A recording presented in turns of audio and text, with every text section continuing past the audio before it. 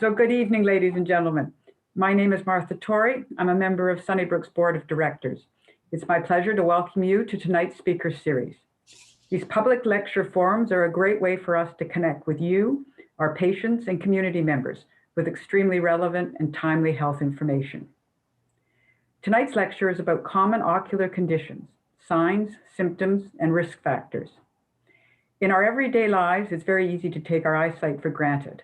Protecting our vision by making smart decisions is especially important as we get older. It's important to get your eyes checked regularly since there are many common conditions that can be monitored through regular eye checkups. Tonight, our leading experts from the Department of Ophthalmology and Vision Sciences will discuss the signs, symptoms, and risk factors for age-related macular degeneration, glaucoma, cataracts, and oculoplastic surgery. I can speak from personal experience to the expertise these doctors have. As our last session before we break for the summer, we're very pleased to deliver our speaker series to you in our online format, and we sincerely hope you find tonight's discussion to be meaningful. We look forward to welcoming you back to our virtual speaker series in the fall with a great lineup of expert speakers at Sunnybrook. I would like to now introduce you to tonight's moderator, Dr. Kenneth Eng. Dr. Eng is the chief of the Department of Ophthalmology and Vision Sciences. He began his career with Sunnybrook in 2007 as a staff in the department.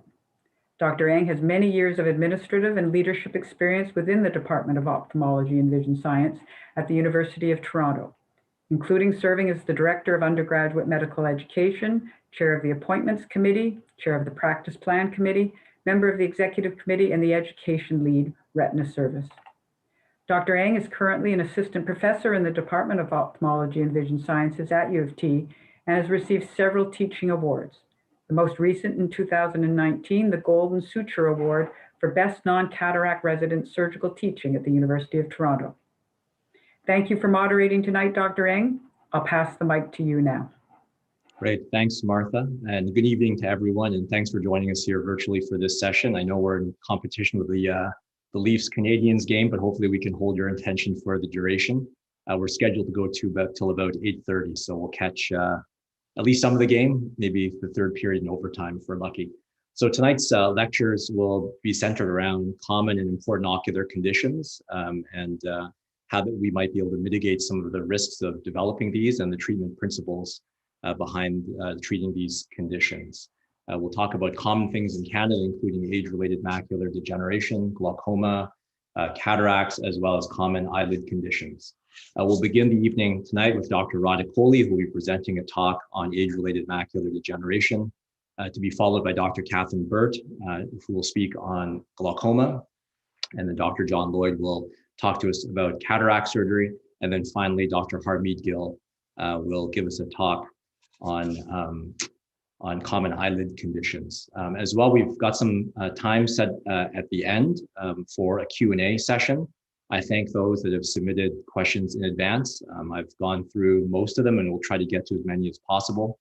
There's also the possibility of individuals sending in questions throughout the session. Hafsa, who's working hard behind the scenes, I think has provided a link, so you can email her any questions and she'll send them forward to us. We'll get started. The first speaker is Dr. Radha Kohli, who's an assistant professor at the University of Toronto, and she'll be talking to us about age-related macular degeneration. Dr. Kohli did her residency in Toronto, followed by a retina fellowship at Moorfields Eye Hospital in London, England, and she currently serves as the Vice Chair of Faculty Development, as well as Vice Chair of Equity, Diversity, and Inclusion at U of T in our university department. So I'll pass it on to you, Dr. Kohli.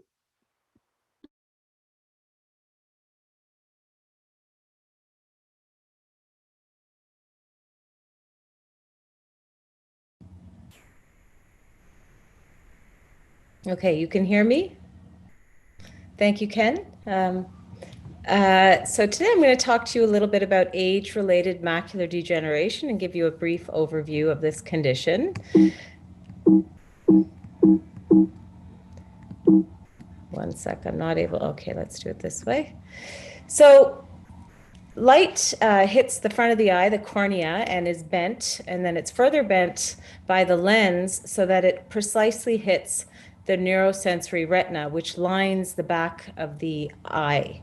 And there are many cells in the neurosensory retina, but the first cells that detect light and convert them to electrical signals are the photoreceptors, the cells that pick up photons. There's two types of photoreceptors, rods and cones, and these line the back all the way. So we have some in the center, which are responsible for fine detail. And then as we progress out, we have more rods than cones, which are responsible for peripheral vision. So age-related macular degeneration is distinguished from just aging and normal aging changes that take place in the retina. It's a disease associated with aging. It's the leading cause of blindness in resource-rich countries and in the Western world. It's more common in Caucasians, less common in African Americans, with other groups in the middle, and it's a bilateral disease. It's if you have vision loss in one eye at 5 years, there's a 60% chance of significant vision loss in the second eye. And even though in our country, we define seniors as 65, aging can happen well before then, and we can sometimes see signs of aging in the eye and disease associated with aging, age-related macular degeneration, as early as 45. So the part of the retina that's involved in age-related macular degeneration, as the name implies, is the central part, the macular. And I'll show you the macula, and I'll show you a picture of that shortly. So what are some symptoms of age-related macular degeneration? Well, you can have blurriness of vision, you can have loss of central detail, and you can have distortion, or you can have shadowing of your vision. So instead of the crisp image that you see on the left, you can see more of a blurred image in more advanced stages that you see in the right. There's two types of age-related macular degeneration, dry and wet.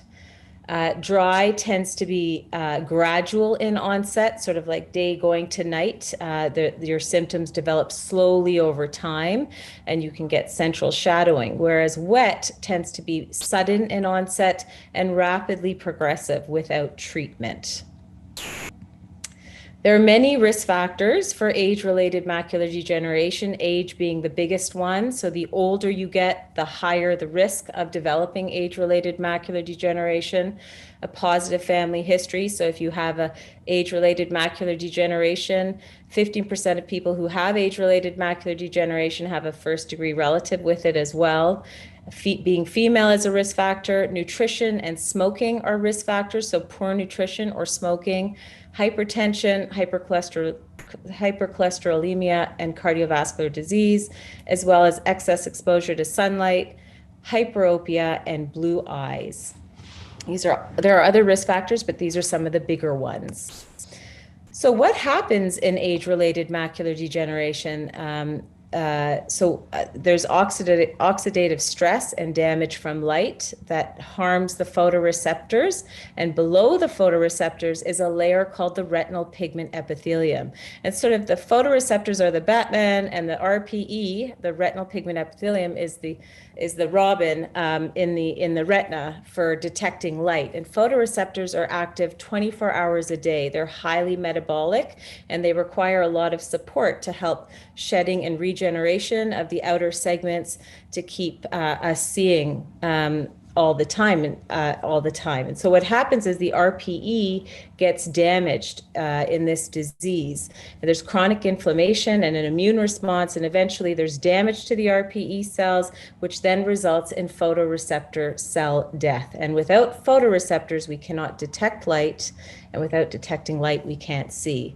And as I said, there's two forms, and it's at its end stage, you either get geographic atrophy, where you get loss of the RPE and the overlying photoreceptors, or you get new membrane growth, which is the wet type, and you get what's called choroidal neovascularization.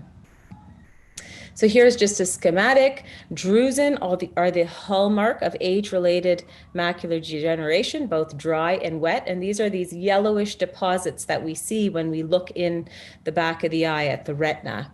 And they form at the RPE and below the RPE in Bruch's membrane, and then they disrupt the RPE and can cause a detachment, localized detachment of the RPE and photoreceptor dysfunction.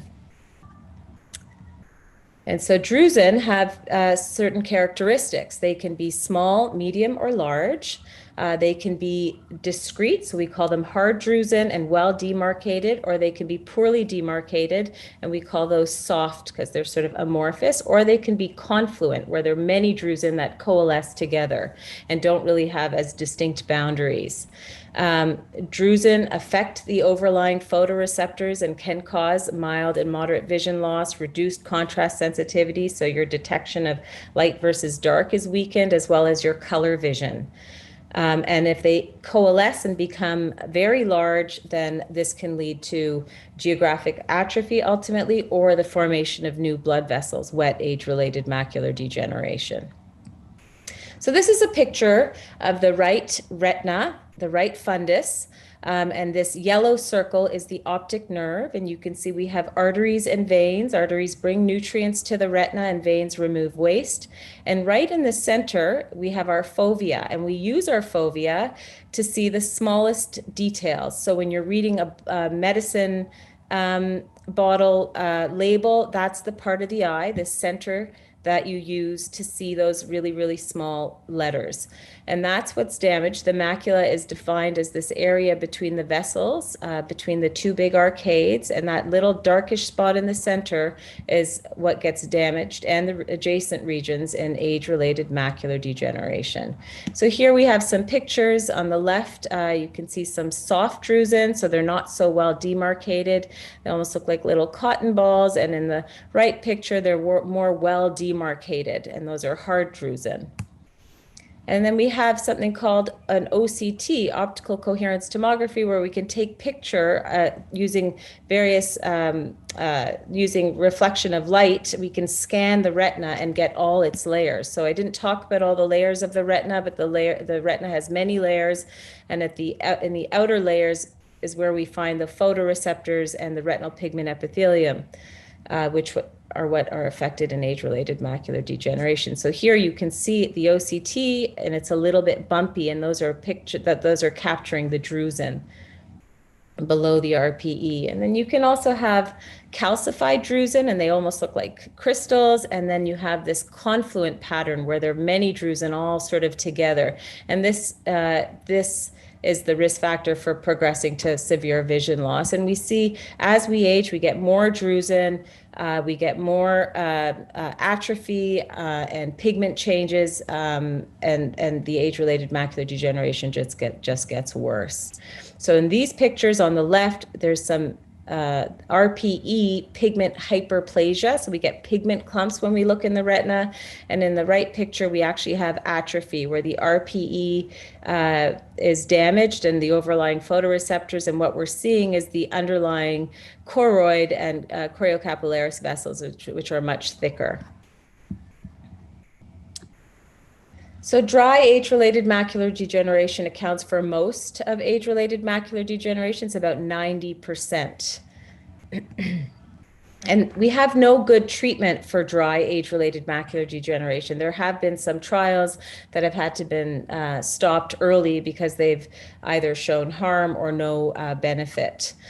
So the mainstay for treatment right now is to educate patients so you understand what the disease is and that it progresses, and to have good follow-up with an eye specialist to screen, because sometimes you can be converting to wet age-related macular degeneration and you may not pick up on the symptoms right away. And screening, probably the most important thing you can take away from my talk today, is that every single day you should cover each eye, and you don't have to look at the Amsler grid. You look look at anything straight and see if it's blurry or if it's distorted compared to yesterday or the day before. And if you just do that once a day, it takes literally a couple of seconds, you will pick up if your vision is reducing or converting to wet age-related macular degeneration. Micronutrients, the AREDS formulation is very important and has been shown to reduce the progression of age-related macular degeneration as well as the degree of vision loss. Sometimes patients will ask, oh, I'm allergic to this, or I can't take this certain element in the formulation. This is the formulation that has been studied. If you can't tolerate taking lutein or zeaxanthin, lutein on its own or zeaxanthin both, there's no data for that in particular. This is the formulation that we know that works. And then lifestyle changes are very important too. So eating your dark leafy greens, smoking cessation, obesity reduction, blood pressure control, and UV protection in the form of either good glasses and a hat or both. And then low vision aids, we shouldn't forget about that because that can help a lot. Either just simple magnifiers or other types of aids can help with improving vision to be able to do the things that you love to do.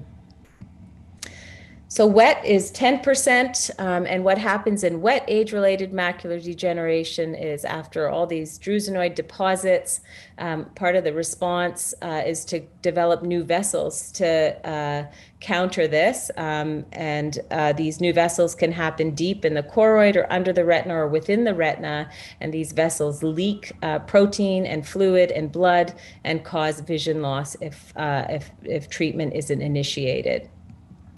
So here's a picture on the left with dry age-related macular degeneration. You can see your drusen deposits. You can see the atrophy in the middle where the RPE is damaged and the overlying photoreceptors. Vision would be pretty poor in this eye because it's involving the center of the macula, the fovea, and in the left eye you see large hemorrhage, and you can see that the hemorrhage is of different colors, so that depends on the layer in which the blood is, and here it's subretinal and intraretinal. You can have blood actually in all three layers, preretinal, intraretinal, and subretinal from age-related macular degeneration.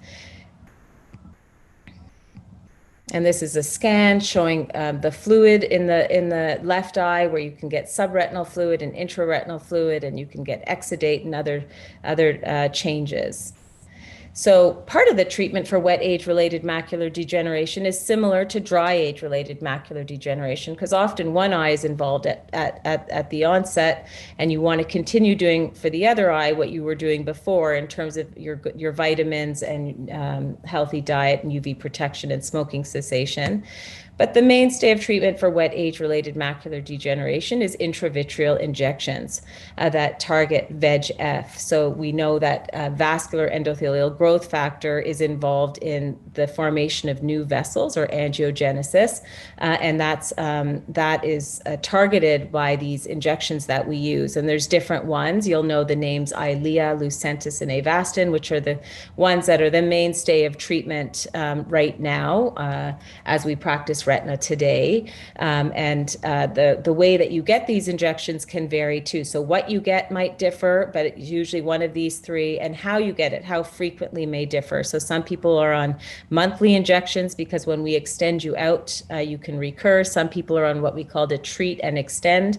So you keep getting injections further and further spaced apart, usually up to about 12 weeks, and then you hover around that mark. Or sometimes you're PRN, so you come in every month or every certain set period of time, but you may not always get an injection.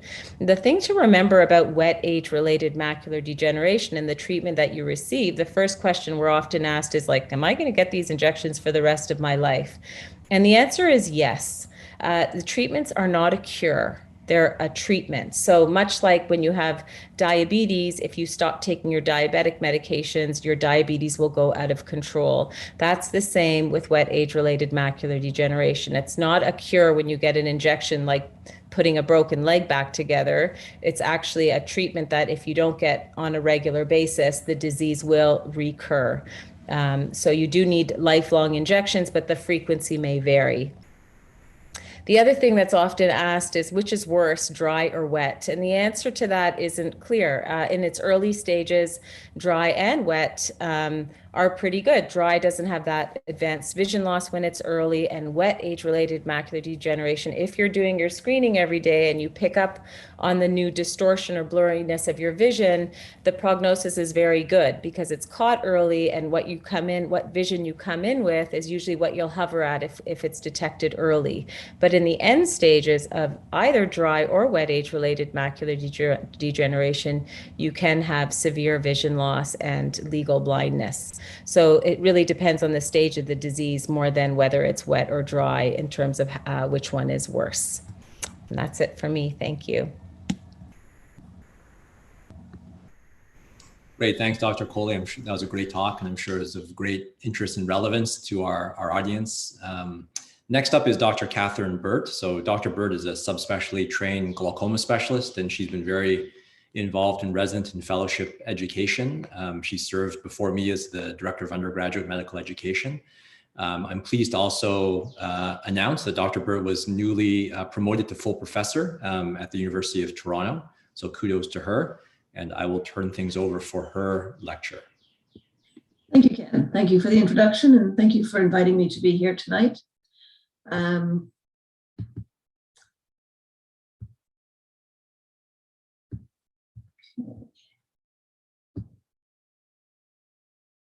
Good. So hopefully my title slide is behaving itself. I'm speaking on the topic of glaucoma, which has been given the title of The Thief in the Night for reasons which I will go over during this talk. So what is glaucoma? Well, the standard definition is that glaucoma is an irreversible and progressive disease of the optic nerve, and is characterized by typical or standard changes in the optic disc or the optic nerve, which we call cupping, and by changes on the visual field. So that's a technical term. What does it actually mean? Glaucoma is a blinding disease. It damages the optic nerve more and more, and then the visual field becomes constricted and vision shuts down from the outside in. It's almost the mirror image of macular degeneration that way. Is it an important disease? Very much so. It's one of the leading causes of irreversible blindness worldwide, and it is the commonest cause of blindness in people of African heritage in North America. Studies done in 2010 suggested that 60.5 million people, 60,500,000 people were estimated to have glaucoma in 2010, and 4.5 million were thought to be blind in both eyes because of it. So this is a massive public health burden, and a lot of it is in the third world. Many people think that glaucoma means that your eye pressure is high. And it's true to a point. So intraocular pressure, or IOP, is the pressure within the eyeball. And it's determined by the balance between the production of fluid and the drainage of fluid that nourishes the inside structures of the eye. The range of normal intraocular pressure is generally between about 8 and 21. You can have a little bit of up or down at that end. But having a high or higher than normal intraocular pressure is considered the #1 risk factor for the development of glaucoma. But is glaucoma the same as having a high eye pressure? The answer to that is no. High eye pressure, high IOP, is the major risk factor for developing glaucoma damage to the optic nerve. But it is neither necessary nor sufficient to make the diagnosis. And this is for two reasons. One, there's something called normal pressure glaucoma, where we never find an eye pressure over the normal limits, but glaucoma damage is present. And there's ocular hypertension, where the eye pressure is definitely higher than normal, but there are no signs of damage. So eye pressure is a risk factor, but it is not the same as the disease. Furthermore, glaucoma really isn't a single disease, but it's a whole host of similar conditions with factors in common. We divide them into the open angle and the angle closure. And in North America, 80% or so of patients will fall into the open angle classification. So that's what I'll talk about mostly. We're here to talk about risk. And overall in the population, the risk of getting glaucoma is approximately 1%. How can you reduce the chance of losing vision to glaucoma if you're in that 1%? Early diagnosis. As with AMD, early diagnosis is vital. The reason for this is that the main symptom of open-angle glaucoma is nothing. And in the early stages, the effects on vision is nothing. This is why we call glaucoma the thief in the night, because it steals away the vision little by little before the patient knows there's a problem. Generally speaking, by the time a patient notices that their vision is lost to glaucoma, it's too late. The treatments that we have can stabilize the situation and protect the remaining vision, but it cannot restore lost function. So risk factors to think about if you're wondering whether you might have higher than normal risk of glaucoma. Well, having a higher than normal intraocular pressure is definitely the #1 risk factor. Increasing age is also a major risk factor. Having a positive family history. African background is more high of a risk than a Hispanic background, which is higher again than being Caucasian. Having diabetes, it's debated, but it does generally seem to show up as a small risk factor. And being short-sighted, being myopic in your glasses prescription also increases the risk. So we diagnose the disease, yes, by looking at the high pressure, remembering that higher pressure is higher risk, but normal pressure does not eliminate or rule out glaucoma. And then we examine the eye. We look at the front of the eye to try and determine the type of glaucoma based on the anatomy that we're seeing. And we examine the back of the eye to try and assess the amount of damage and to stage the disease as mild, moderate, or severe. So we look very closely at the optic nerve. These are two pictures, a right and a left eye. And just to make life difficult, I can tell you that both of these could come from a normal patient or both of these could come from a glaucoma patient. The one on the right side here, I can tell you is more typical appearance for glaucoma. And this really does look quite healthy. But the range of normal and abnormal are very wide and overlapping. And either of these could be normal or either could be diseased. So we turn to other things. Dr. Coley mentioned the OCT. We have OCT scans for glaucoma as well. Same machine, different programs. This is a computer-aided technology. It allows us to assess the structures at the back of the eye. And for a long-term disease like glaucoma, very powerfully looks for subtle signs of change over time. So this is the machine, and this is a typical printout. And in this case, in fact, of someone with very healthy readings. The other thing we do a lot of is assess the visual field. The OCT looks at the structure of the eye, the physical side. The visual field looks at the function of the eye, trying to find small signs of damage to the peripheral vision before the patient is aware of any vision loss. And here again, we have the machine. There are many of them on the market. This is fairly typical, and a printout, again, showing a very healthy result. So in glaucoma, it's change over time that matters. What we do not want to see, and this is an artificially put together sequence, is an eye that starts with a normal visual field, develops a little bit of change, what we call a nasal step and the beginning of an arcuate defect. It gets worse and gets worse. The person may still have nearly 20/20 vision in that small central area, but all this area that's been blacked out, the function is lost. And this progression over time is exactly what we try to prevent. I mentioned that 80% were open angle. Well, approximately 20% of patients have angle closure. And in Asia, the Far East, those proportions can be almost reversed. Acute angle closure is a much different type of glaucoma. This presents with symptoms. Patients may not know that they're having an angle closure attack, but they know they've got a problem because the vision is blurry. There may be halos and rainbows seen around lights. The eye is red, and most strikingly, there's a lot of eye pain, pain in the eye, pain around the eye. The pain can be bad enough that people come to emergency department feeling nauseated and vomiting from the pain. This is an emergency. This needs treatment immediately. Even better is to try and prevent it. So we look for patients who have factors that make them more at risk for an angle closure attack. Again, increasing age increases the risk. In this case, being farsighted or having a hyperopic refraction increases the risk. Having an Asian or Inuit ethnicity is a higher risk. Having someone in the family or being female all increase the risks of having an angle closure attack. We treat it with medications, but the treatment that is generally considered to cure the problem is doing what we call a laser iridotomy. Surgery is occasionally necessary, but fairly rarely for this. If we can get a laser done, that will usually fix the problem. So an angle closure, the space around where the fluid that nourishes the eye is made back here should flow around the lens and into the front of the eye and into the drains, and that's blocked. There's too much contact here. It gets pushed down and the pressure behind builds. So we hit part of the eye with a laser, create a small opening, and now the fluid can get through the opening. It doesn't have to go through here where it's stuck. Everything drops back, the drain tissue opens up, and the pressure goes back to normal.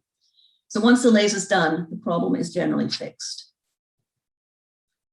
Things that can make an angle closure attack happen include dim illumination or emotional stress. These dilate the pupil, and that brings it to the point where that contact occurs.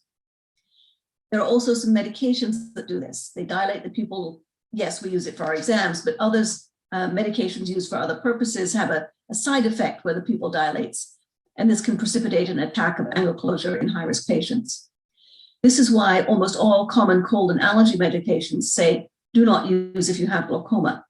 But if you have treated open angle glaucoma, or you have had the laser treatment, then you're okay. But if you haven't had the laser and you need it, then you might be in trouble using these medications. The problem is you probably don't know that you have a predisposition. So the bottom line is that glaucoma treatment is intended to protect the optic nerve and the visual field from further damage and to preserve vision. Currently, our only treatments for doing that is by lowering the eye pressure. Many large international studies have clearly confirmed that lowering the eye pressure reduces the risk of vision loss from glaucoma. And we do this by one of two techniques. We either lower the amount of fluid that is made in the eye, think of it as turning down the tap, or we increase the amount of fluid exiting the eye, think of it as opening the drain. We can use medications, mostly those reduce aqueous formation, or we can increase drainage, done usually by laser or by surgery. In Canada at the moment, we have 5 main classes of anti-glaucoma medications, and generally they either decrease aqueous formation or they increase the drainage, and many people will take more than one type of medication over the course of their glaucoma treatment. It's important to acknowledge that all medications have potential side effects. The list can be quite long. Most of our eye drops have side effects that are local to the eye. And if you have any concern that you may be experiencing a side effect, it's best to speak to the prescribing physician before stopping the medication so that they can be aware and possibly try substituting something that is better for you. These here show one side effect of one of our classes of medications, which makes the eye darker in color. So this patient treated in one eye has blue eye in the untreated side and a brown eye in the other. This medication can also cause eyelash growth. And I think you can see the eyelashes on this lady's left eye are a lot thicker and longer than on her right eye. But many medications cause allergy, so redness, itching, scaling around the eye. I wouldn't probably stop treatment for long eyelashes, but I would definitely stop it if someone came in looking like that. We use laser therapy when drops don't work well enough to get the pressure where we want it to be, when they're difficult to use correctly for any one of a number of reasons for each individual patient, or when they're working, but we need just a little bit more and we're trying to avoid an operation. Complications are really very rare with glaucoma laser treatments. It's not always as effective as we'd like, but it is a very safe thing to try. Surgery is where we go to when drops and lasers have been tried and for whatever reason are not adequate. And we feel that the risk of surgery is less than the risk of leaving the eye pressure where it is. In any one of a number of different ways, surgery creates an alternate route for the aqueous fluid of the eye to exit and try and drain the pressure down. The two most common ones are a trabeculectomy, which causes or forms a bleb under the upper eyelid, or some sort of tube implant to actually physically cause a drain, put a drain into the eye to let the fluid seep out. So to summarize, glaucoma is one of the world's leading causes of irreversible blindness. Current therapies cannot restore lost vision, but we can preserve visual field and visual function. Here's an illustration of a visual field, and here's glaucoma starting to bring it in. We want to preserve as much of the vision as we can for the life of the patient. Thank you very much. Thank you, Dr. Burke, for that really nice and comprehensive overview on glaucoma.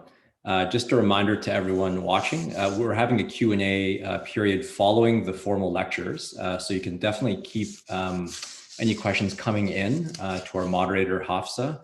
And I think the link is sunnybrook.ca/speaker series, and there should be a button or a link to allow you to send questions into us. So at this time, I'd like to introduce Dr. John Lloyd as our next speaker.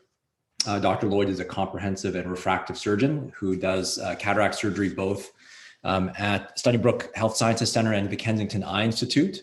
He also has a fairly busy refractive surgery practice. And most notably, John is also the residency program director for ophthalmology at U of T. So not only does he look after all the residents at Sunnybrook, but all the residents at all the other teaching hospitals in our university system. So a very, very busy guy. And John's going to talk to us tonight about cataract surgery. John, you're muted. All right, there we go. I just have to reset my slide to the non-video and we're all set.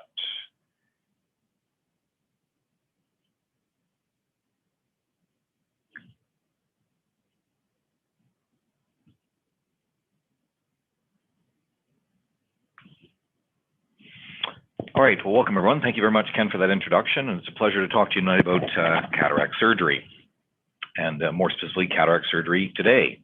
Cataract surgery today is really a very wonderful procedure. It can do amazing things. In fact, I find that patients have such high expectations for it that sometimes they think it can do things that it cannot do. So let's talk about what it can do, how it can help you, and also some of the limitations of today's cataract surgery.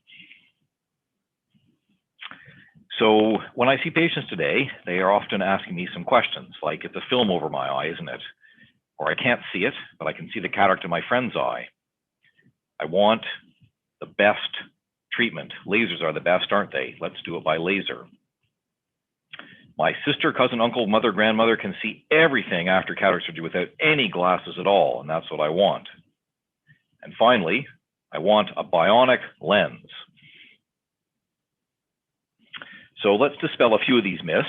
A cataract is not a film over the eye. A cataract simply means that the lens itself has become opacified. And when we do cataract surgery, we are removing the natural lens of the eye, which you can see here through the dilated pupil as it's turned yellow and somewhat opaque.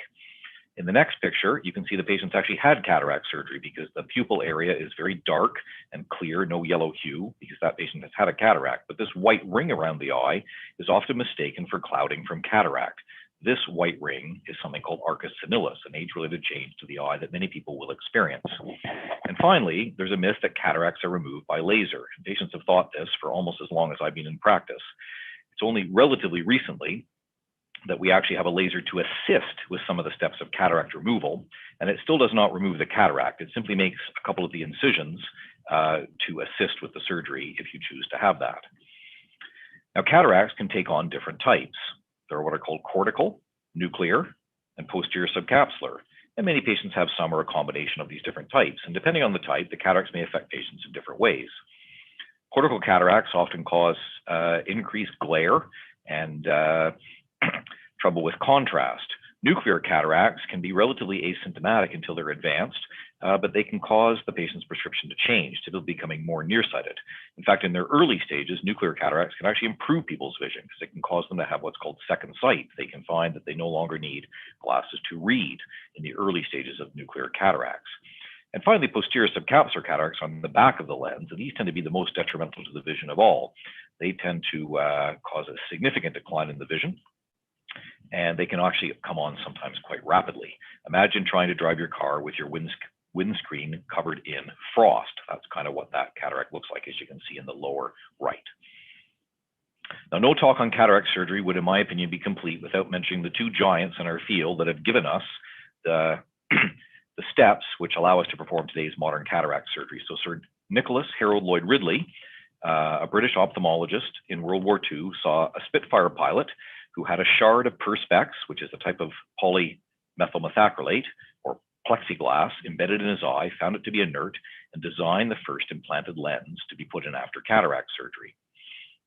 And that alone wouldn't have been the end of the story without this man, Charles David Kelman, who was sitting in the dentist's office and ruminated on the dentist's ultrasonic tool. Could it be used to remove a cataract?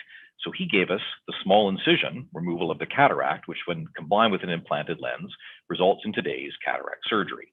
Of course, the lenses and techniques have been continually refined, but these are the two major landmarks in our field.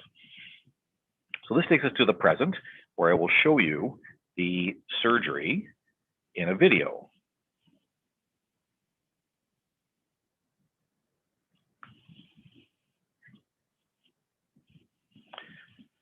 So I'm going to narrate instead of the narrator. The surgeon has opened the front capsule of the lens of the eye and is using an ultrasonic probe, the probe invented by Dr. Kelman, to remove the cataract in small fragmented bits.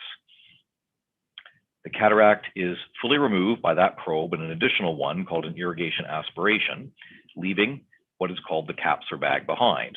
And then the IOL, or intraocular lens, is folded up and rolled up into an injector system, and it is placed within the eye where it gradually unfolds.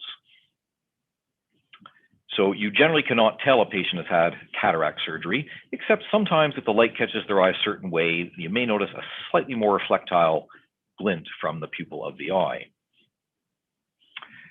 Now, I talked briefly about lasers. So lasers to assist with cataract surgery came out a few years ago, and a large study based out of U of T was done to see if they offered much advantage in cataract surgery. And this study involved approximately close to 1,000 patients, 883 patients, and actually found that for the vast majority of patients, there was no difference between eyes undergoing femtosecond laser-assisted cataract surgery and regular cataract surgery with regard to visual outcomes. So as I've shown you, the cataract is removed by the probe and the lens is implanted in the eye. And it's lenses that I'd like to talk about next because they are really where all the action is at these days. Now, we've had great lenses since 2000, and we've been able to correct astigmatism since 2007. So why is it that when patients tell me that they want to see everything without glasses, that we can't, in a simple way, do that? Well, the answer lies in this.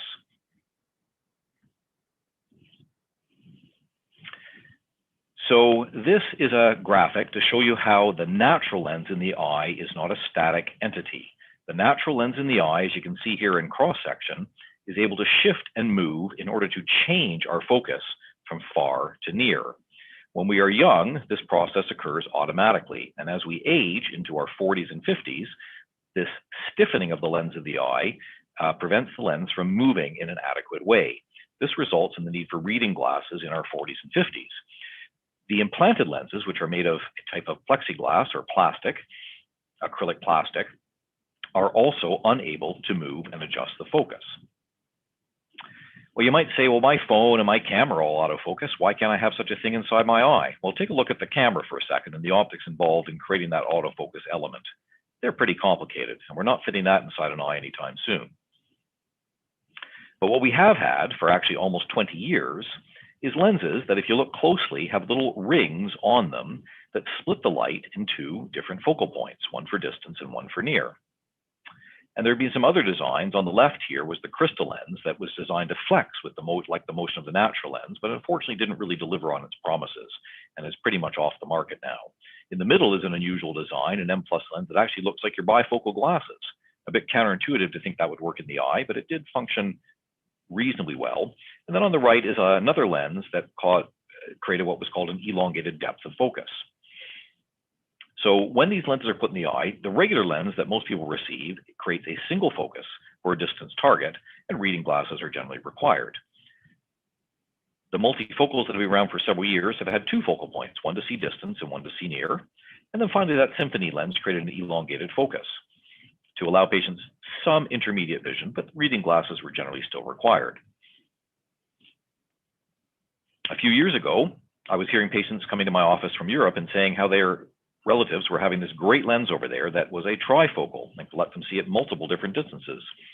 And the first lens to do this was called the fine vision, and it was invented in Europe. As you can see in the graph on the right, the fine vision provided both a far, an intermediate, and a near vision zone. Hot on its heels, Alcon, one of the largest manufacturers of IOL, came out with their version of the trifocal called the Panoptix. And this has a particularly beneficial trifocal thing because there is a distance. And you'll also see here an intermediate focus of about 60 centimeters and then a near focus at 40, these being the two most useful distances, 40 centimeters for reading and 60 for the computer. So what is the downside? Why don't we put these lenses into everybody? Well, although they're improved from the lenses from 20 years ago, these lenses still do cause night glare and halos around lights at night, and these can cause people trouble driving at night. Although they do reduce the need for glasses, glasses are still required, and they are quite expensive just to reduce the need for reading glasses. Finally, they do require perfect centration and refraction to work well, and LASIK enhancement might be needed afterwards, so that's a second surgery. And more recently, Alcon has also come up with something called an extended depth of focus lens, where in the very, very center, there's a little hump, which provides a little bit more intermediate vision. So on the right there, you can see that a regular lens gives just a far vision focus. The trifocal lenses provided 3 areas of focus, but each of them is not quite as good as the one very good distance focus provided by the monofocal lens. And then finally, the extended depth of focus lens creates a pretty darn good distance vision with a little bit of intermediate vision provided as well, helpful for seeing, for example, the dashboard on your car, or if you hold your phone fairly far away. So why do cataract surgery outcomes vary? Why doesn't everybody have perfection after surgery? Well, remember that vision is not an absolute quantity. Vision is relative. Patients who have allowed their vision to decline for a very dense cataract can be happy with vision that's only 20/40, even though many of my patients are actually complaining about their vision when it's only 20/40. Everybody's eyes are unique. Your individual pupil size or your corneal shape may determine exactly how well you can see with a given implant. Personal tolerance to these trifocal lenses varies a lot between patients. And even with the best formulas we have, we can't always achieve perfection in our refracted target. And finally, we may have some astigmatism left behind. Side effects and expectations are also an issue, and you can just read through the things on this slide here. You can see that some patients will experience some blurry vision, most commonly due to the need for glasses still. Patients may experience some dry eye, although this usually returns to baseline after a few months, and a foreign body sensation, halo and streaks of light, or light sensitivity. Nausea and disorientation are usually due to the sedative after surgery. A bloodshot eye may result from the surgery. These things will pass. Floaters may be seen a little bit more after surgery. Eyelids may sometimes droop, as you can read there. And finally, some patients tell me that they see wrinkles or bags under their eyes after surgery, although cataract surgery does not really cause this. You just happen to see them more afterwards.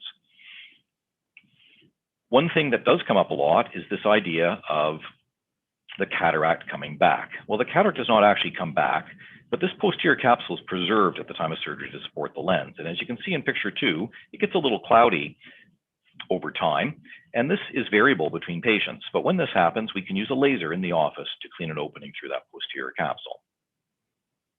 And here in retroillumination, you can see how the capsule is being cleaned away in that central area. So finally, I just want to very, very briefly mention, this will just take a moment, beware what you read in the media. A few years ago, I presented on the bionic lens. It was promising perfect vision for everybody. And we all remember the $6 million man, anybody my age or older for sure. And I want that bionic lens to see X-ray vision. But I was also promised Rosie the robot to do my cleaning, a flying car, and a jetpack. And all I actually have is a phone with the computing power of a mainframe that allows me to do work 24 hours a day. And it's the same thing with this bionic lens. It's been 6 years and there's no sign of this bionic lens. These are some lenses that I've been reading about with interest, a lens that can flex like I talked about, maybe using a laser to loosen the lens so it moves more, a lens that can work with fluid to change shape, and even an electronic lens to potentially change with light and your pupil size. But these remain science fiction. Could an accommodating lens truly work? Maybe, but we're a long way from that still. And there's the electronic lens with a photosensor, still science fiction. So finally, cataract surgery today. Well, amazing results can be achieved in most patients, and we can get patients relatively free of spectacles using various types of lenses. Laser cataract surgery is strongly driven by marketing and offers only limited benefit to most patients. And finally, beware of what you read in the marketing. Every day we see about a blindness cure being in sight, and while I certainly hope we can cure blindness, the bionic lens and the cure for blindness both appear to be attention-grabbing headlines, but not true. Nevertheless, today's cataract surgery remains a wonderful tool in our arsenal to improve vision. Thank you very much for your attention. Great. Thank you, Dr. Lloyd, for that great overview of the past, present, and future of cataract surgery. Our last speaker of the evening for the QA session is Dr. Harmeet Gill, who completed his residency here at the University of Toronto, and then completed a 2-year Oculoplastics and Orbital Fellowship at the University of California at San Francisco. Harmeet is currently an assistant professor at U of T and is a consultant surgeon at Sunnybrook. So maybe, John, you can finish sharing your screen and we'll let Harmeet get his slides up. Harmeet, you can take it away whenever you're ready. Thank you. I'd like to thank Dr. Ng for inviting me to participate and share my experience with all of you today. And the topic I'd like to discuss is actually my subspecialty, which you may or may not have heard about. It's called oculoplastic surgery. So we've heard so many great talks today about how intricate the eye is and how it's a universe unto itself between glaucoma, retina, cataract surgery, refractive surgery, corneal surgery. There's a lot going on within the eye itself. But what I actually do, although I'm trained as an ophthalmologist, as my core training, is everything around the eye. Now, as we know, the eye itself is important for patients in terms of helping them see, also a big part of their identity and how they interact with the world. But for me, my specialty focuses on a lot of the tissues that surround the eye, the orbit per se, and the eyelids, the periocular region. There are disorders that can affect the eyelids, the lacrimal gland, which is important for tearing, and there's various different tissue types within the orbit that can affect the health of the eye and the overall health of us as individuals. So at Sunnybrook, I have an opportunity to work with a lot of other specialties within the departments of plastic surgery and neurosurgery, otolaryngology, head and neck surgery, dermatology, rheumatology, endocrinology, hem-onc, and radiation oncology. And this collaboration is quite intricate. We have, I'd say, more than 50% of the patients that I see at Sunnybrook are co-managed with one or more of these other disciplines.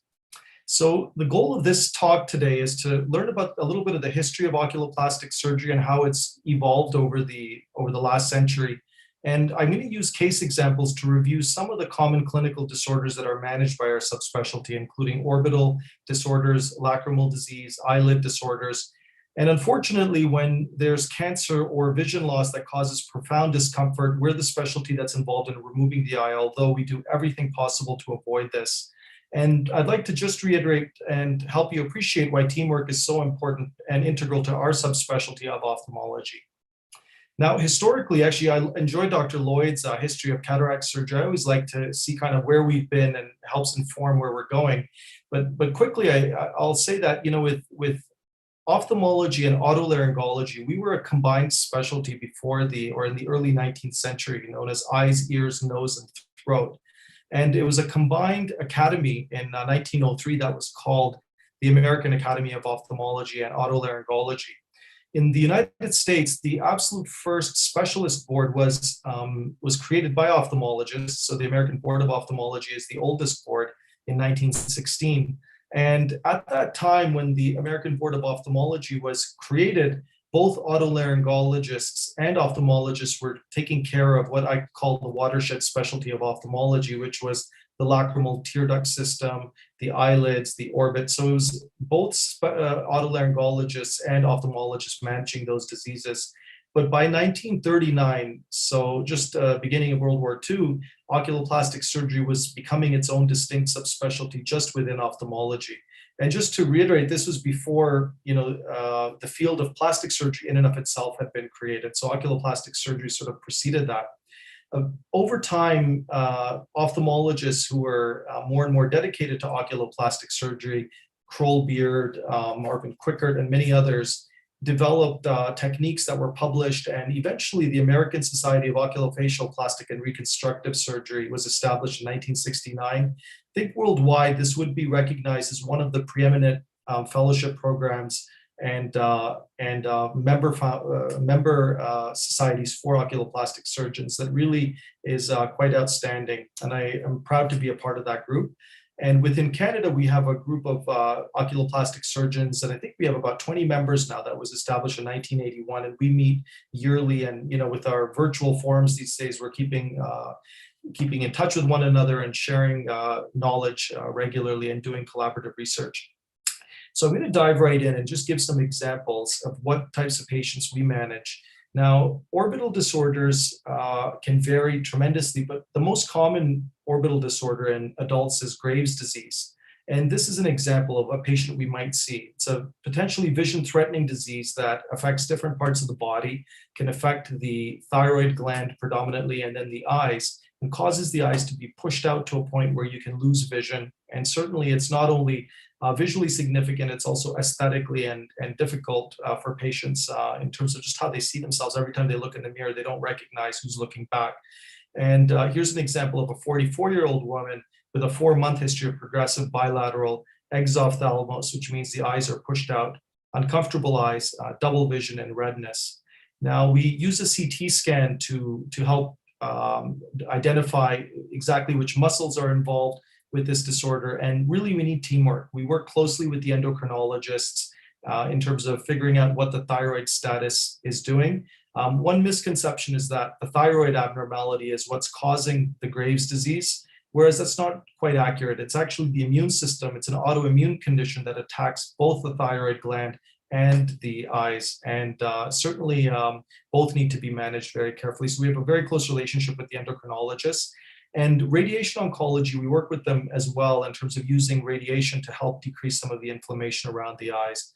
So the next condition I'll mention is orbital cellulitis, which can affect children and adults. And it can start off as just a runny nose, which progresses if the sinuses are blocked to a full-blown infection of the orbit. Now, this is because the nasal antrum and the sinuses are connected with small openings into the orbital vault. There's small foramina for vessels and nerves where infection can progress and spread from the sinuses to the orbital tissues. And again, this can be vision-threatening and even life-threatening if it is not managed properly. So here's a 12-year-old with a 3-day history of acute left exophthalmos, swelling, pain, double vision that progressed. And again, we use the CT scan, and we can see here that there's a collection of pus called a subperiosteal abscess that spread from the opacified sinus into the orbit.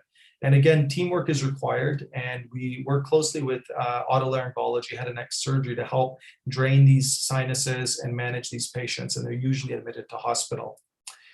Orbital neoplasms, now this is a huge field where you can have tumors that start in the orbit primarily, or they secondarily have started either in the eye or the brain or the sinuses or the skin and then spread into the orbit, or even metastatic disease such as lung or prostate cancer in men being the most common, and breast cancer in women. Now, this is a patient who's 70 years old and a slowly progressive exophthalmos. And on imaging, there was just a large, well-circumscribed mass that ended up being thankfully benign. But this is, cavernous hemangioma in this case, but certainly these can be vision threatening. And for orbital tumors in general, we again work closely with radiation oncology, hematology and oncology, especially when lymphoma involves the orbit, which is relatively common at Sunnybrook. And so we have lots of good relationships with the oncologists at Sunnybrook at the Odette Center. And we work with craniofacial plastic surgery to decompress these tumors to remove these tumors or decompress the orbit. And we can do some good work when we work together. Cranioorbital fistula. So these are abnormal blood vessel relationships that occur between an artery and a venous system. So for the orbit, when the cavernous sinus abnormally connects with the vasculature of the orbit, that can cause vision loss. And this is a typical presentation of a carotid cavernous fistula. So in this case, our teamwork is with neurosurgeons. So neurosurgeons help coil these lesions. We've worked with Dr. Leodante Da Costa, Dr. Victor Yang, and actually published some of the work we've done at Sunnybrook. And when the access is difficult, we can help our neurosurgery colleagues get access to the superior ophthalmic vein and decompress the cavernous sinus. Now, in general, I know that we have a broad audience today, so I don't want to dive too deep, but I'll just end by saying orbital diseases can be extensive, and I like to put them in three big categories. There's inflammatory diseases that we talked about, infectious or autoimmune. There's neoplasms that can be benign and otherwise, you call them omas, osteoma, lipoma, myoma, chondroma, so many omas, but it means that they're benign, versus sarcomas, which are malignant, osteosarcoma, liposarcoma, etc. Vascular lesions can either be from the blood, such as lymphoma or leukemia, or they can be structural, like the fistula or or a dilated orbital varix or a retrobulbar hemorrhage. Now, the next, to kind of move over, the next watershed area that our specialty helps manage is lacrimal disorders. So this is basically a blockage in the tear duct system. So tears are formed by the lacrimal gland, as well as various tear-producing glands on the surface of the eyes and the conjunctiva and the inner aspect of the eyelids. And those tears are very important for the health of the cornea and the health of the eye. And essentially, our tears will migrate from a lateral to medial direction and go through tiny little openings called the puncta, and then enter a canalicular system into the nasolacrimal duct that ends in the nose. So you can see where this is a watershed area between ophthalmology and ENT. And when it's blocked, it's basically like a blocked sink, and you can get bugs that can accumulate in that area and cause sometimes a very severe infection. So in terms of managing the tearing patient, we think about abnormalities of the eyelids, in which the puncta are located, or a full-blown lacrimal duct obstruction, which can require surgical intervention. So we check the eyelids, and sometimes you can see there, that's the opening of the punctum. If a person who has loose eyelids, known as an ectropion, it predominantly involves the inner aspect, then the tears have nowhere to drain, and that can cause a watering eye as well. If it is a complete blockage in the bony canal within the nose, then we require a surgical intervention known as a DCR, or a dacryocystorainostomy, where basically you go from inside the nose and you create a small opening within the bony wall where the lacrimal sac is, to make a continuous lining with the nasolacrimal fossa and allow that obstruction to be cleared. Now, when we move on to the next part of our subspecialty, eyelid disorders, again, this is another huge topic unto itself.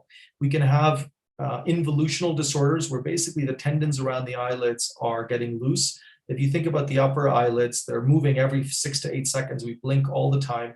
And a muscle called the levator aponeurosis is connected to the tarsal plate of the eyelid by a tendon, which can stretch over time. And eventually, if that stretches enough, then it can cause ptosis, which is drooping of the upper eyelid. There's many other involutional changes like herniated fat. You can do cosmetic surgery for that. When the muscle is overactive of the eyelids, called blepharospasm, you can inject Botox for that. And ophthalmologists actually were the creators and founders of, or the innovators that created Botox to manage that condition. And looseness of the lower eyelid, like we saw, you can create an ectropion or an entropion, which is an eyelid turning inwards. And all of those are managed mostly surgically. And the eyelid margin itself has many different layers with various specialized oil and sweat producing glands that can become obstructed, and certain types of cancers can involve the eyelids as well. So for managing eyelid lumps and bumps, sometimes we work with dermatology and plastic surgery to manage these patients. So here we can see an example of a malignancy of the eyelid, which is relatively common, basal cell carcinoma. And although basal cell carcinoma on different parts of the body is usually only locally invasive, when you can imagine if it starts involving the eyelid, this can affect vision and eye health. So you have to take it very seriously and remove it. I will ask if Dr. Eng can stop me if I start to go over time, because I know I can go on a little bit, but I'm going to try to go over some of the common presentations of the eyelids here. If you look at the picture on the left, you have a loss of the eyelashes. So that is a sign of malignancy. So for the doctors, when they're trying to think, this patient has a bump, is it something that I need to send urgently? Loss of lashes is definitely something that should alarm us to consider malignancy. The patient on the right is a benign chalazion, which is also relatively common. And that is an illustration of, kind of what benign lesion might look like. So there's no loss of lashes there. Here you can see there's clear distortion of the eyelid margin architecture. And although this is an extreme example, when you see that the eyelid margin is not curvilinear, it looks like it has abnormalities in its architecture, that should also make you worried a little bit about a possible malignancy. If a lesion is tender, it's more likely inflammatory like a chalazion, but if it's non-tender and you're not sure, it again could be a sign that it is malignant. If it bleeds, although again, this is more of an extreme example, any type of bleeding can tell you that, cell populations are not all growing at the same rate, and cancer cells can sometimes outgrow their blood supply and they can bleed. So that's a sign of malignancy. Induration is something you don't see but feel. So when you touch the lesion, if it feels very rough and hard, that's a sign of possible malignancy. And again, ulceration. Again, cell populations outgrowing their blood supply can also become ulcerated and necrosed.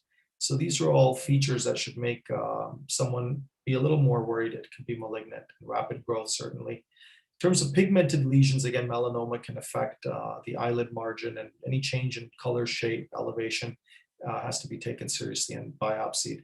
Benign lesions like this, chalazion, are common. Little papillomas, little molluscum, or viral presentations of different lumps and bumps can affect the eyelids. Elevated seborrheic keratoses. Here's a keratin-filled cyst, an epidermal inclusion cyst. And here's a clear cyst, apocrine hydrocystoma. So again, lots of lesions that can, this one I shouldn't have hit back. We got to go through the sequence, but just to reiterate, a lot of different tissue types exist in the eyelid. So again, we work closely with dermatology, and when lesions are typically very close to the eye, we'll be the ones that do the biopsy to make sure that the eye stays safe and we can get a good representative sample. So that takes me to the next point in terms of how do we biopsy these eyelid lesions. And we're almost there, got a few more.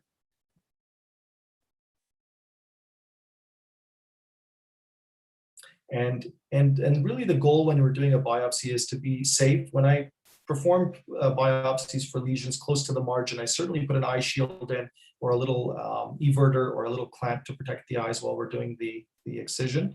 You want to make sure there's sufficient tissue for evaluation, which is sometimes hard when you have a tiny lesion on the eyelid. We try not to traumatize the tissue when we're removing the lesion. And essentially, excisional biopsies are always preferable to incisional. And if we're worried about lymphoma or certain other tissue types or clinical entities like sebaceous cell carcinoma, we'll send specimens fresh. So again, this is a collaboration and teamwork with our pathology colleagues. And depending on how aggressive the lesion looks, we sometimes will send it for frozen sections and work with our dermatologic, most micrographic surgeons at Women's College if we need to have a tissue preserving approach to removing the eyelid lesion.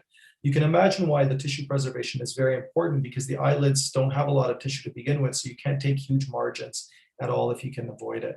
There's again incisional versus excisional biopsies. And if you look at number B there, that's called a block resection biopsy, where the entire eyelid margin is removed.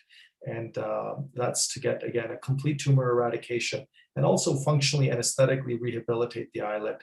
The goal is always to get clear margins. And again, the micrographic surgery versus frozen section is a lecture unto itself, so I won't dive deep on it today. Here's an example of an excisional biopsy where just some advancement flaps are fashioned and closed. But a block resection biopsy is necessary when the lid margin is involved. So taking out the block and getting the clear margins medially, laterally, and inferiorly is a common thing that we do for eyelid cancer. Again, work closely with the pathologist, look at the slides, and to reconstruct, we can usually use local rotational flaps like this, temporal flap. Sometimes we have to do lid sharing flaps between the upper and lower eyelids, again, to get a good tissue match and to get all 4 of the layers of the eyelid reconstructed. Finally, eye removal. Again, last thing we want to do, it's necessary to preserve life or to optimize comfort. And it's essentially broken down to 3 categories: an evisceration where you remove part of the eye, an enucleation where you have to remove the entire eye, and an exenteration where you have to remove the entire orbit. For an evisceration, we would only do this for a blind eye that's painful, chronically infected, or at risk for a corneal perforation. It's my preference to do eviscerations. It's psychologically easier for patients. I tell them you're not going to be able to see, but you can still keep part of the eye, not the entire eye needs to be removed. However, if you're not sure that an intraocular malignancy is present, then this wouldn't be an option. In that case, you would do an enucleation. It's indicated for an intraocular malignancy. The most common in adults is a choroidal melanoma, and in children, a retinoblastoma. Some orbital surgeons like to do this for blind, painful eyes. And here's some examples of a choroidal melanoma. And quickly, here is an example of an enucleation being performed. So we separate the extraocular muscles from the globe, and the optic nerve is also severed.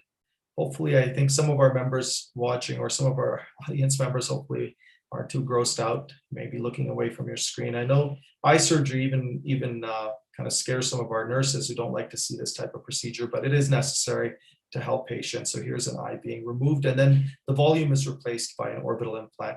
So I'm actually going to stop here for the interest of time, so we have enough time for our question answer period. Thank you.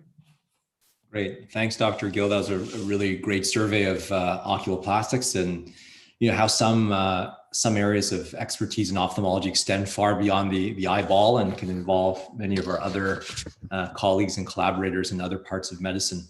So that concludes our formal presentations for the evening, and we'll begin our Q&A session. We received questions in advance from people, and we've also been receiving some questions through the evening. So I'm going to try and go through as many of these as possible, and I'll direct them to the relevant panelist. So the first one I think I'll direct towards Dr. Coley, a very interesting question, and I'll read verbatim the question. It was, I've heard that several stem cell therapies are in clinical trials. Do you know when these clinical trials will be available, and what is the result in terms of arresting or restoring sight? And this is regarding macular degeneration, but Dr. Coley may want to expand on stem cell therapies beyond macular degeneration.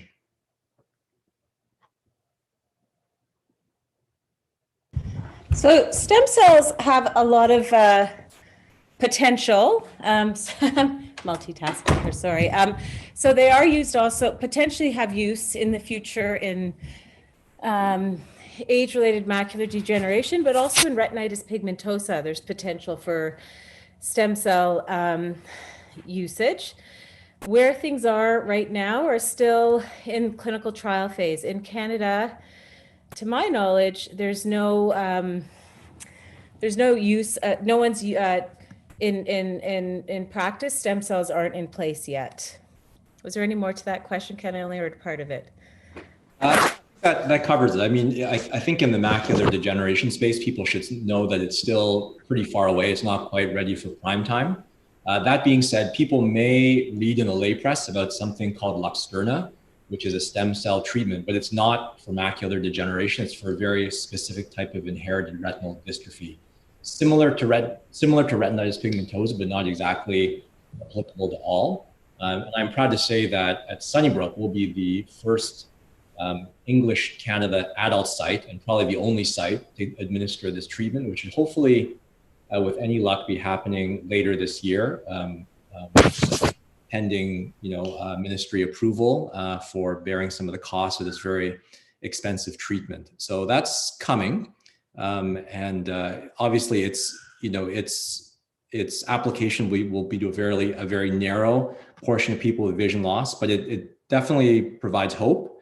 And I think the science and technology will only improve as time goes on. So thanks for that question. I'm happy to see that a lot of the questions were actually answered, I think, by our panelists during their talks. So that's great. One that I'll direct to Dr. Lloyd has to do with cataracts recurring. Someone asked, can cataracts grow back after I've had surgery? I think, John, you answered no very correctly. But someone else had asked, I was diagnosed with posterior capsular opacification, which you showed, 2 months after having a cataract surgery in my right eye. Can you provide some more information on this and explain why it happens?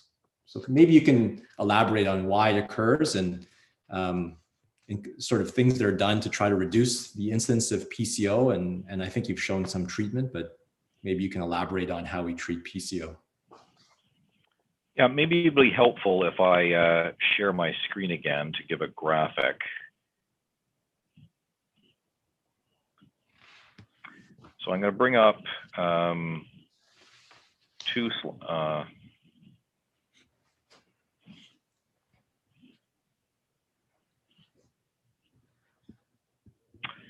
I'll bring up this slide first.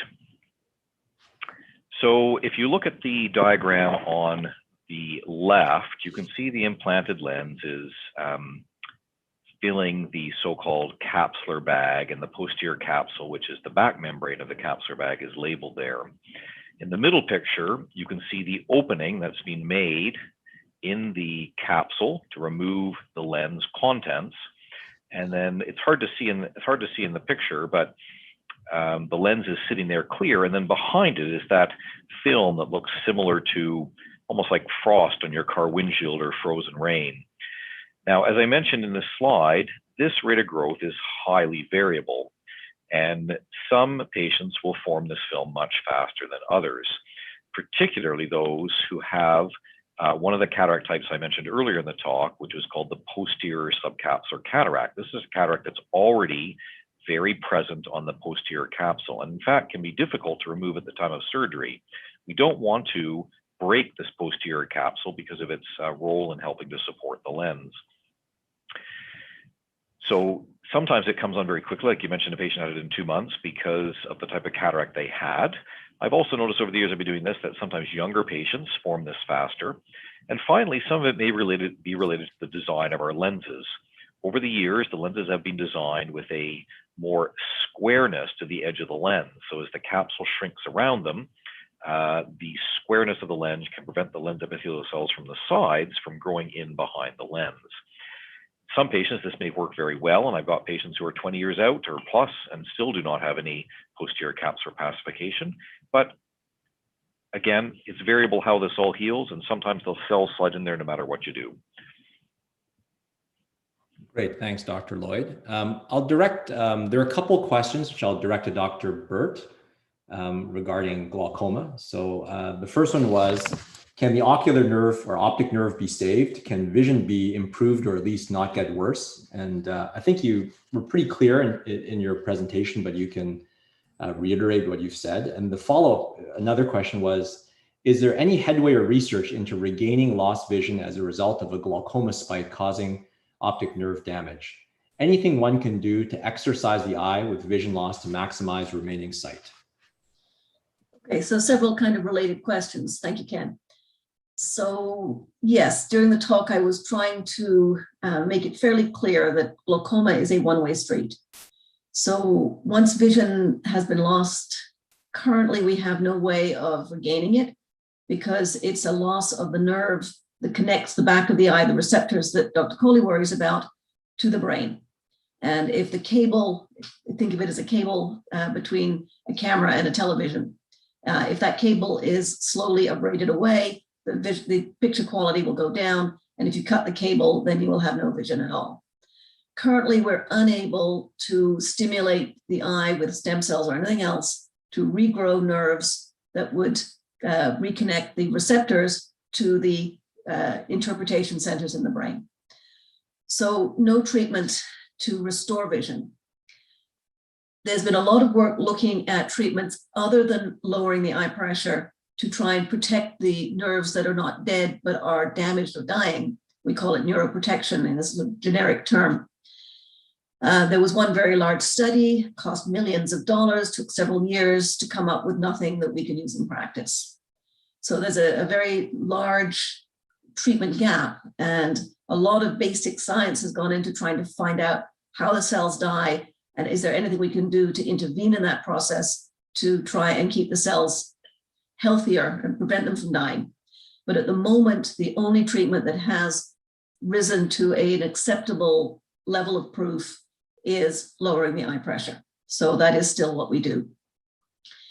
Exercise, if you mean eye exercises, rolling the eyes from side to side and up and down, that does nothing. The eyes are constantly in movement. Dr. Gill will tell you that the eye muscles are active all the time.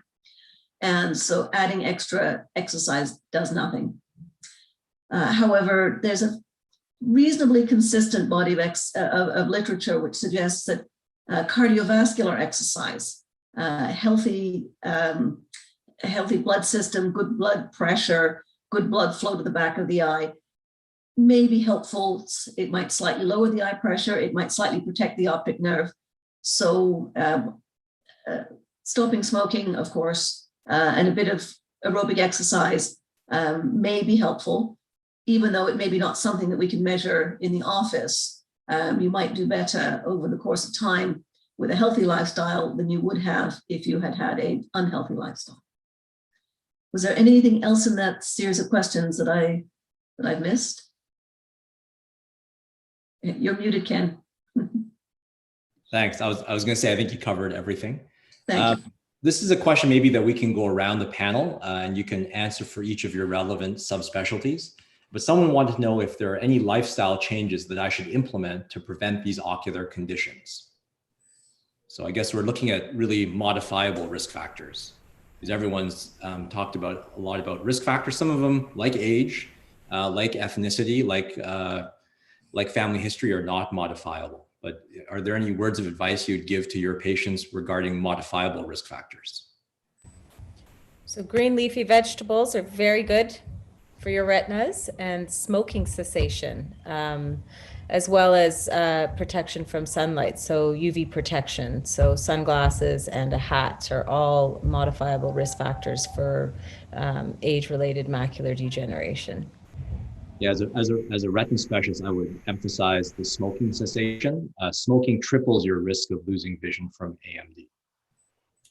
Yeah, I could jump in, and smoking is definitely the #1 cause of a lot of autoimmune conditions that can affect the orbit, Graves' disease being the biggest one, and certainly is a big risk factor for periocular cancer, orbital cancer. So just to reiterate, Dr. Coley mentioned with sunglasses, it's critical sun protection, and eating healthy, certainly. And I think just even making sure you get an eye exam every couple of years and having your eyes tested would be a good idea to pick up anything incidental.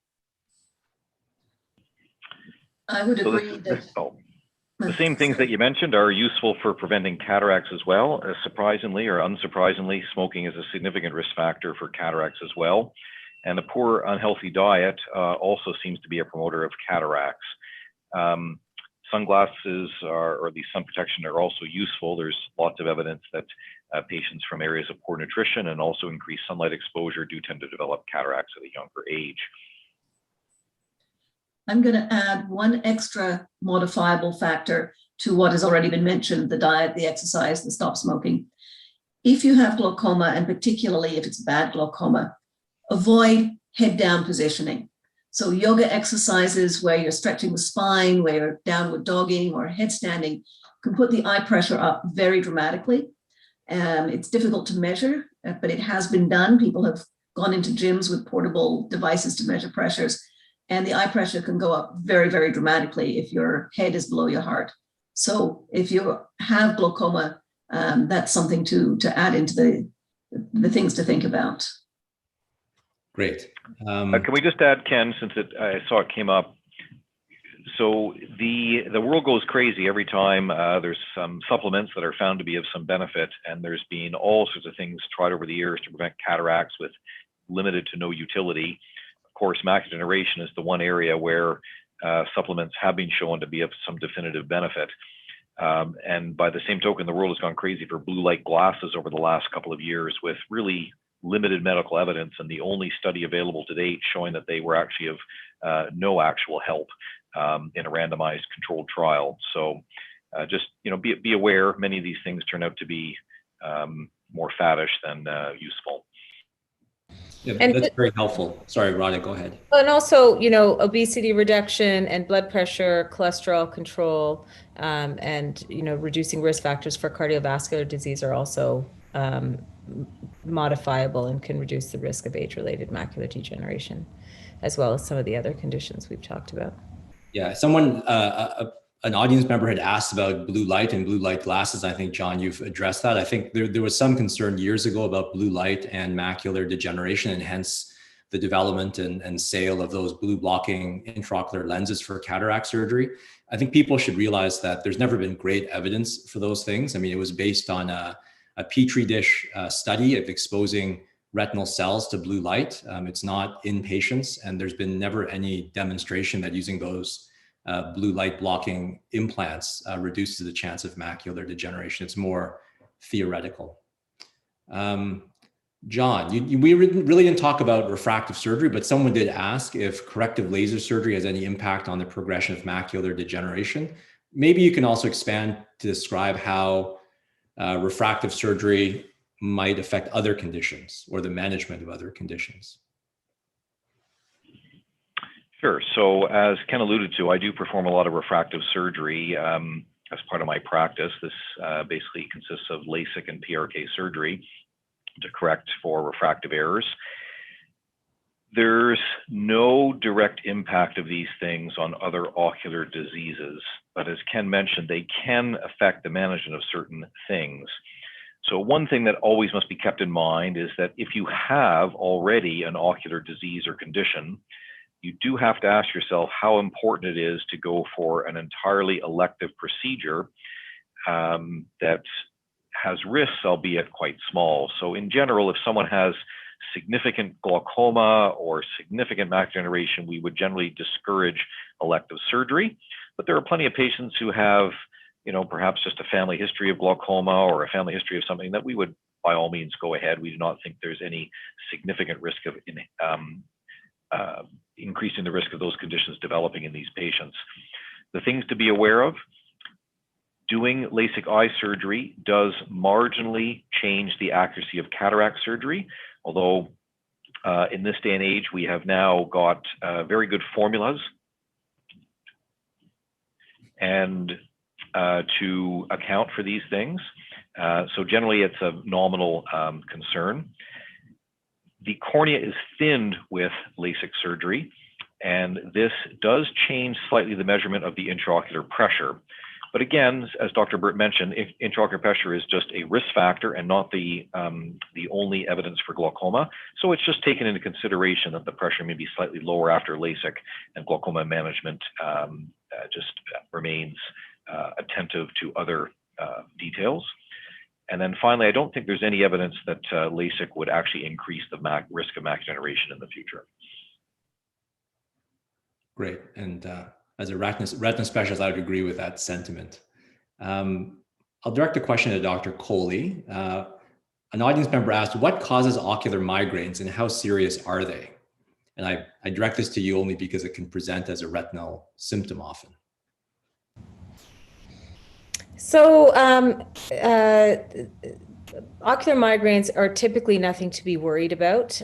We don't treat ocular migraines as ophthalmologists usually, but we diagnose them often, especially retina specialists. And so, having an ocular migraine a couple times a year, 2 to 3 times, is nothing to be worried about.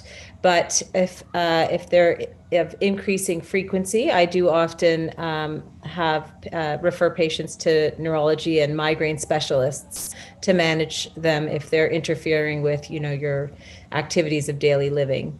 As to the cause of ocular migraine, I mean, I don't, I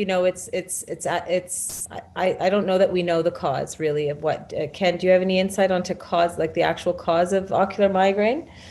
I would defer to a neurologist for the definitive answer, but I think it's usually thought to be related to vasodilation in the central nervous system. So it's really a neurologic problem. It's not an eye problem. A lot of patients present to us because they have some flashing lights, which are different than retinal flashing lights. Retinal flashing lights are usually with one eye. It lasts maybe a millisecond. It's amorphous. It's just a flash. Whereas people with migraines usually have a geometric pattern. It can be multicolored. It'll last for several minutes to about 20 minutes, and is oftentimes accompanied by other migraine symptoms like headache and nausea and light sensitivity. So we see them only because there's a little bit of crossover in terms of the symptomatology, but it's usually pretty clear that it's not an eye problem. That being said, all our patients will still get a complete eye exam to make sure that there's no retinal problem like a retinal tear. Maybe Radha, could you talk, someone asked about diet improving macular vision issues, and they also asked, can specific foods have an effect on the eyes or your vision? Yes, we talked about dark leafy greens and oily fish can help with age-related macular degeneration. The more you eat of that, the better. And sort of fattier foods and fried foods are sort of, in general, not good for you. But really, yes, nutrition does have an impact on age-related macular degeneration, and it is a modifiable risk factor, as we've discussed already. So absolutely, if you eat your greens every single day, the darker the better. And some oily fish like salmon and tuna and mackerel and those kinds of fishes, that's thought to be helpful in reducing the risk of age-related macular degeneration. Great, thanks. I think maybe I'll answer the last question and we'll call the QA session to a close. Someone asked about removal or reducing floaters, and I guess as a lone retina surgeon on the panel, I'll answer this one. Floaters are super common. They are when areas of the vitreous gel, which fill the majority of the cavity of the eye, the vitreous gel becomes a little bit more condensed and essentially casts a shadow on your retina, so you see them moving around. There's no medical treatment, so there's no medication in terms of a pill or a drop that'll help floaters. There are folks in the city who offer laser for floaters, which is fairly controversial, and that's mostly controversial because of a concern regarding inducing a retinal tear. If you laser the vitreous gel, it moves, and as it moves, it can pull on the retina and cause a bigger problem. There are some people who will offer surgery for floaters, which is removing all of your gel. Personally, I approach this with some trepidation because that surgery carries with it some significant risk, including risk of infection and bleeding, which can blind you, and as well as retinal detachment, which can happen in 2 to 3% of these cases. And then finally, for people who have not had cataract surgery, that surgery, also known as vitrectomy surgery, will almost certainly cause a cataract, or at least an acceleration in the progression of cataracts. So you very quickly become a patient of one of the cataract surgeons.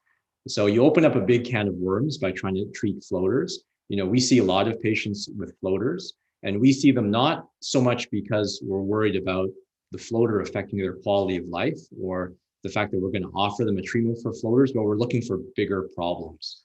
And a lot of patients with floaters have something called a vitreous detachment, where the vitreous gel has pulled away from the retina. And when that happens, there's an almost 15% chance of having developed a retinal tear. So I usually tell people, when you come to us with floaters, I don't really care about your floater. We're actually looking for something else that's going to cause a real problem like blindness. And even if we find and treat a tear, patients will still see their floaters. So yes, it's a nuisance. Yes, it can degrade your quality of vision a little bit, but in general, our recommendations are not to treat floaters with laser or surgery. So I think that draws our Q&A session to a close. I thank everyone for sending in their questions. I thank the panelists for their lectures as well as their responses to the questions. I'm reminded that there is an evaluation form that can be found on the website. And we would appreciate if you could fill out that evaluation form. It helps greatly in terms of planning future events and also directing topics that might be of interest to you. I thank, again, all our speakers for their time and their great talks this evening. For those that are interested, please check out the Sunnybrook website at sunnybrook.ca for upcoming topics and dates. And I thank everyone for attending. Have a great evening, and go Leafs go.